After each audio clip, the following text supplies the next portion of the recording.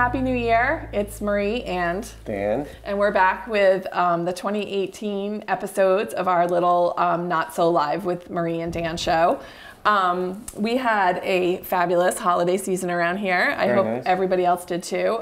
It was really nice to just totally chill out. We didn't do much of anything. We did some family stuff, and then like Christmas Day, we didn't even get dressed. It was like that kind of day. It was perfect. Well, we had clothes on. I mean... Well, yeah, but pajama clothes. Yeah. Yes. Even you stayed in pajamas all day. You went and worked out and then put new pajamas back on. I went for a bike ride and then... Yep. So it was perfect kind of Christmas Day. We had Emily home for 5 days from New York, which was really fun.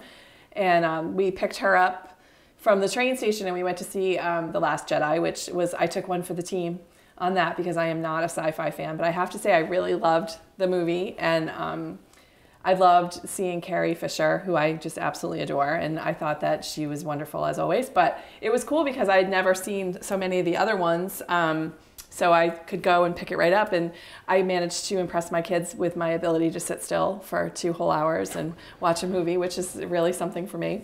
We also saw The Greatest Showman last night, which just totally recommend. I mean, hello, Hugh Jackman and Zac Efron. I know that you were into it for different reasons, but that's what I liked about it. You weren't watching Zac and Hugh Jackman quite the way I was. Well, I mean, you know, I don't think they're hot, is what I'm saying. No, but I like it's a musical, so yeah, it was good. If you're gonna go out there with your significant other, make sure he or whoever, if they don't like musicals, make sure they know that. But I kind of like musicals because I grew up, my older sisters were always in high school plays when I was a little kid, and they would be playing the soundtracks to Music Man or The Sound of Music or whatever. And you had 3 older sisters, and then there were 3 girls and then 3 boys. So when you guys were going to football, what did your mother say? Go. Yes. When I was a kid, my younger brother and I, and my older brother also, we played football, and when it was time to go to football practice, because mom had raised 3 girls first that she was always taking to play rehearsal in their costumes. So when it came time to take us to football practice, she would tell us to get our costumes on. It's time for football rehearsal. You know, like, Mom, your vernacular is all wrong. Yeah, but that's why, like, the fact that you had 3 older sisters and a mom is why you can cook and sew and do laundry better than anybody. Like, you fold better than anybody. Like, it's like your clothes come back to you like they've come right from the Gap when he's like the perfect corners and like, okay, I can't do any of that. Well, I also learned that in the Navy. We also had Jake home. He may do a little walkthrough this episode because he's home still for 5 weeks. And I'm very proud, we are very proud of the fact that he made the Dean's List for his first semester. David's hearing this for the first time and he's given a big thumbs up. And Jake had some struggles in school with attention deficit and some other issues, and there was a lot of meetings and there were a lot of IEPs and various other efforts to get him through school, some medication that changed the game in 6th grade, you know, all those things. And we wondered for a long time, you know, would he go to college? And look at him now, he made the Dean's List, we're so thrilled. And he tells me to quit telling everyone. And I said, well, if you sat in as many meetings as I did, wondering if you were going to like work at the town dump or go to college, you too would be excited. He still may work at the dump. He still may work at the dump. Which wouldn't be a bad job. You would like to have that job, Sanford, Fred Sanford. You would like to have, yes. So during Christmas, like, you know, you got tapped again. You got the tap to play Santa at our family Christmas gathering. And nothing says I am married for a long time like your wife's aunt basically giving you a look that says you will play Santa. And then what choice do you have? But I gave David some pictures to put in right about here of Dan putting the Santa suit on and becoming Santa Claus in the basement of my aunt's house. And this is something we've been doing for almost 40 years in my family, and we've had a wide variety of characters play Santa, from my Uncle Ed, who was usually half inebriated by the time my mother and her sister wrestled their brother into the suit, to various cousins. And we remember the guy that my uncle got, the employee of my uncle's construction business. There's a lot of DNA in the beard. That goes on there. No, they clean it every year. I don't But remember think the guy so. showed up, Doesn't he was taste like it. drunk and he was swearing and all these little kids, and oh my God, that was the best ever. So for like probably the last 5 years, it's been you, ever since our kids were old enough to not he be. had tattoos He on had his hands. tattoos Like, going up his Santa back. doesn't have tattoos. And my aunt, I remember Aunt Betty was saying to Uncle Bob, like, where'd you get this guy? Because he was given one job, you know, the typical husband. But so now Dan has been getting the tap to play Santa. So the Santa pictures show him getting ready in the suit. And then the last one that I gave David has a picture of our two kids sitting with their dad on Santa's lap. But we also... It's unfair because I have no choice in that. And there are people in that group that are more qualified, if you know what I mean, to do it. I keep telling him, keep talking. Next year, you're not going to need the pillow. I don't need the pillow. I mean, I do need the pillow. And you guys all say you that said you don't. You guys all think I don't need the pillow. Well, we but jokingly call Dan Fat Dan because he's the one that works out the most out of all of us. And we were on an elevator in St. Lucia last year. I probably also eat the most too. Yeah, you do. You eat like for 3 people, right? Yeah. So we're with my cousins and Jake and our cousin's son Ian and all these people. And Dan's the last one to get on the elevator, and it puts the overload into the red zone.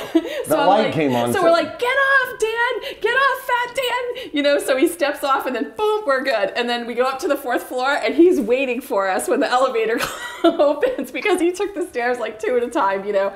So that's how he became Fat Dan, and there's a whole song, and Fat Dan, Bambalam. No, but you have a song. We have a song. You can't even think. So we love calling the fittest, you know, the one that works out every day on vacation while we're all on the beach, we call him Fat Dan. So it's kind of, it's a joke. And you know what? Going back to that, one of my Aunt Betty's friends told me over the holidays that I am mean to you during the episodes. That sounds like Alice Stratford. No, it wasn't Alice. It was Debbie. Medeiros, Aunt Betty's friend. She told me, you're kind of mean to Dan in those episodes. I'm like, mean to Dan? Look, he's the luckiest man alive. Would you look at him? He's the luckiest man alive. Yeah, in your fact, opinion. Here's an example of how it works both ways. So yesterday, Dan had to do an errand for me. He went to the store to return a jacket I bought for my dad for Christmas, and he wanted to switch out the size. But he gets there and realizes he doesn't have his glasses, which means he's completely useless in the store. So I lost him my $2 reading glasses. Yeah, so he goes to where they're selling the cheaters in the store, puts a pair on with the tag hanging off of it, and walks around the store using the glasses for the entire time he's there, and then he realizes... I got to walk in the checkout line, and I thought, I probably should buy those glasses. Yeah, so that's how he bought like a very expensive pair of $10 cheaters. Foster Grants. Yeah, those are going. Put those on. Let's see those on you. Those are, yeah, no pig faces. Thank you. They're the same kind looking. Yeah, see? But the quality, you can just tell. So... They're $10. He comes home and tells me this whole story, and I said, you know, he normally keeps them jammed in his pocket of his jeans, and I'm like, that's really if you have real glasses that you paid for, that's not where you put them. And so he's never really worn glasses, so that's where he puts them. So that's where they fell out of. So I told him, I said, you're going to end up, this is what I said to you yesterday after you told me that story, with a chain around your neck. And he looks at me, he goes, already got one. So it works both ways. So if you see me being mean to him, he is mean to me. But you say stuff like that to me all the time. Prove it. Come up with an instance of that. Just keep the camera rolling, David, and it'll happen. It'll come to you. But back to like the family time with the kids, you know, we joke around like now that they're older, suddenly they're coming in handy and useful to us. Like the night we met some friends. Well, yeah, there's a time that they're actually useful. So we met some friends in Providence for dinner while we were over the holidays, and Jake said to us, if you guys want to have a couple drinks, I'll drive home. Well, there you go. That's why we had you, son, you know? So we had a couple drinks, and we get in the car, and suddenly the two of them are in the front seat of my car. That's Emily and Jay. Yeah, and they've taken over the Bluetooth. So we are listening to the nastiest music you have ever heard. And I mean, I think they ramped up the absolute disgusting factor of what we were listening to.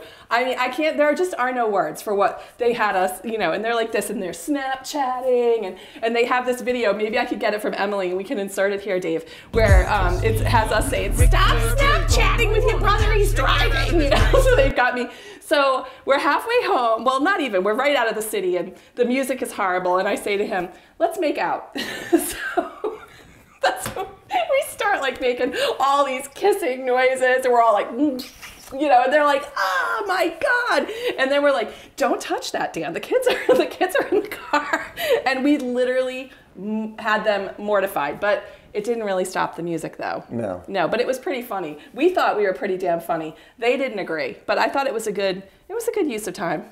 Yeah. Yeah. So, what else do you have for this agenda today? Anything? Comes Jake. Uh-oh. Is Jake coming to defend I heard him himself? coming. Uh-oh.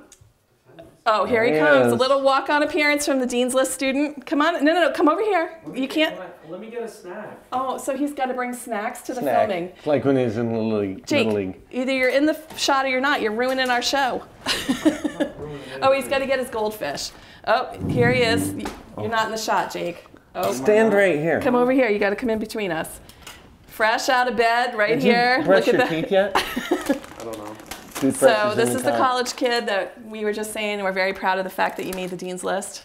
You want me to stop telling people that anytime now? So congratulations. That's not going to get you to stop telling people. No, it won't. No, you telling me to. You're not the boss of me. It's quite the other way around. So tell me this. I'm going to interview you. What was the biggest thing that you learned in college? Could you not do that, please, while we're on the show? What was the biggest thing you learned in college? Yeah, Dad, hold it. I'm interviewing you. It's my microphone. Biggest thing I learned? Yes. What was the most important Could you come thing. in a little closer so that I don't have to give my bad side to the camera? Most important? What? Come on. We talked about this before, like some things that you might talk about that we discussed. See, so, I learned about what phones are doing to you. Oh, in class? Yes. Yeah, in your communications class, you learned that the phones are what? They're taking over our lives. Wait, you had to go to college to learn that? How much did we pay for that? Society's been talking about that since cell phones have come out. You're the one you're on your phone more than me, so. Oh, no. Ooh. We're at the Celtics game the other night, and he's texting the group chat with you and Crystal. I'm like, Dad, we're at a basketball game. Oh, wow. See? So let's bring out some good family dynamics here on our little show. But he in his defense, he's got a lot of catching up to do. They kept the 3G alive for him, and Sam Holland, my character, and in me. the Fatal series. Because I was like the only one who didn't have an iPhone. You had an iPhone long before he did. Well, yeah. He got one of our cast-off iPhones. Yeah, I've only ever had one new iPhone. Yeah, Smartphone, recently. I should say. And, Give me those, I need them. Stop it. Oh, is that me being mean? There you go. See, I told you. So, Jake, did you learn anything else in college? Did you learn about, how to get around the discipline issues, or? Oh, yeah. Where not Did you to not go, eat while you're talking? Where not to go off. They don't mind. Where not to go off campus. Yes. Dave, how's it going, by the way? Good. This is a disaster. This is the worst interview we've ever done. Wait, it's the only interview we've ever done. No, yeah, I got Let's go to break. I got caught twice in rooms where there was alcohol. Had to learn how to evade the RAs a little better. So yeah, that's a good lesson learned for first semester. I get caught again, and I'm really screwed. So yeah. Maybe we'll edit Not that part only out. at school. Maybe we'll edit that part out. You didn't have to say that. All right. Well, thanks for making the time to speak with us today and have your snack on our show and really kind of generally ruin our show. I did not ruin the show. Go away. See, that's mean. I'll admit it. So also over the holidays, getting back to real business here, can you take your crunching and munching elsewhere, please, son? I'm putting it back. Also over the holidays, we released a novella, and I did it a different way, which was very interesting. We did it directly from my store, which was really fun. It's the first time we've ever done that, so people could buy the book directly from me and then read it on their devices without any kind of retailer involvement, which was a first for me. I mean, people have been doing it, but it was the first time I had done it. And a couple people had asked me, why do it this way? Why? Well, and there were a couple of reasons. And one was I had the idea for this on the weekend of December 15th and 16th, which is literally 10 days before Christmas. And the retailers that we use to distribute books to you guys, actually, some of them shut down from the 15th to the 1st or the 2nd, whenever people come back to work. And they don't take any new books. So because I couldn't put it everywhere, I had to, the only way I could offer it and get it out on Christmas Day was through my store. So really it was the only way I could do it for the time being. And then we did have a few people had trouble getting it and whatnot, so we did put it also on all the major retailers. So if you haven't been able to get it, it is now available on all the major retailers. But it was really fun. And we did have we had some funny questions, and people saying like they didn't have internet connections when they were talking to us on Facebook, and having to kind of help them see that if you're talking on Facebook, you also have an internet connection. So there was some customer service issues, and it was no big deal really. And I was available all day Christmas Day, so I took care of it for the most part. But I really loved the way this worked, and we'll probably do it again. But what we'll probably do is offer it maybe a week early on my store, and then offer it everywhere afterwards. So I did want to mention that that was something we had done. And if you haven't gotten the new Gansett Island novella, I'll give Dave a copy of the cover that he can pop in here to show you what it looks like. And we also have pre-orders up and running for Here Comes the Sun, which is the next Vermont book that's out on January 23rd, and Fatal Chaos, which is out on February 27th. And I just now today am signing the new contract for 3 more Fatal books with Harlequin. And I also am currently writing book 13, which is Fatal Invasion, which will be out in December. So there's a lot of good stuff still to come in the Fatal series, and that'll take us to, the new contract will take us to book 16, which is very exciting. And that's the latest and greatest from the book world. But I do have one more thing for you, the crazy stuff from the internet that we're always talking about. I actually bought this bad boy because this is a dad bod fanny pack, okay? And a couple of the gentlemen I spoke to about this, perhaps the 2 in the room, were a little concerned that it might be a little too close to reality if they were to wear it. But will you just try this on? There should be a belt buckle. Like if they should have put a belt buckle right there. So put this on, if you would, Mr. Forrest. Stand up on. You probably stand on the rail so you'd be above the. Let me see how this looks on you. Oh yeah. It's too small. No, it's not too small. Oh, the strap might be. Well. Look at that. Isn't that sexy? That is hot, isn't it? Yeah. Oh boy. Wouldn't you want your guy to be seen at Disneyland or Disney or whatever? The faces, you're very sexy. So I actually bought this. Dave's losing it. I actually bought this as a joke to give my cousin for Christmas. So Stephen, if you're watching this, you'll be getting this next year. So I'll be putting this away for next year for you. So that will be in. I'll be the one giving it to him. Yeah, it'll be in Santa's bag at my aunt's house. That bag of Santa's tricks is full of things that have nothing to do with Christmas. The bags at that gathering, the gifts that come out of that bag are gifts that no one wants, except maybe for the little kids. The littlest kids, yeah. Like so, my cousins who absolutely are completely pickle phobic. They are. We tell people in restaurants that they're allergic to pickles because otherwise they end up on the plate and they have real pickle issues. They got pickle chapstick, potato chips. They got pickle ornament, Christmas ornaments, and they got like air freshener, pickle air freshener, something like. I mean, like pickle gum, pickle flavored candy. You name it, it comes out of Santa's bag, and there's a lot of thought that goes into the tomfoolery that goes on that night. So you're actually a conduit of tomfoolery, not just here, but in Santa's suit as well. So thank you for your service to my family. Well, I can't. Like I said, there's other people who are more qualified than I am. Well, I like to send pictures to your sister too and say, look at what we've done to him. Look at what we've done to him. So that's going to wrap up our first show of the new year. That's all we have. And we look forward to, what are you doing? I'm just trying to see what. You go, hey, you don't have the glasses on. You're making the weird face that you do when you can't see. Yeah. So, all right, don't look at him. We're going to sign off for now, but we'll be back with more of the foolishness that goes on here. And maybe we'll have a celebrity guest that does a real interview and doesn't eat goldfish next to us. So it was nice to be back with you again. We'll see you soon. Take care. Bye.